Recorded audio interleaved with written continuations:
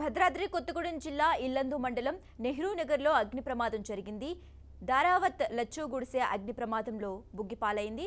లచ్చు వ్యవసాయ పనులకు వెళ్లి ఉదయం ఇంటికి తిరిగి వచ్చేసరికి ఇంట్లో ఉన్న భార్య, పిల్లలు బయట ఉన్నారు. క్షణాల వ్యవధిలో ఇంట్లో అగ్గి రాజుకుని ఇంట్లోని వస్తువులు, వ్యవసాయ పనుల కోసం అప్పు చేసి తెచ్చిపెట్టుకున్న బీరువాలో ఉన్న 20,000 రూపాయల నగదు, ఆనవాలు లేకుండా వ్యవసాయ భూమి పత్రాలు, బియ్యంతో సహా కాలిపోవడంతో లచ్చు కుటుంబ సభ్యుల రోదనలు మిన్నంటాయి. స్థానికులు మంటలు ఆర్పే ప్రయత్నం చేయగా అగ్నిమాపక వాహనానికి సమాచారం ఇచ్చినప్పటికీ అప్పటికే గుడిసెలోని వస్తువులన్నీ క్షణాల వ్యవధిలో కాలిపోయాయి.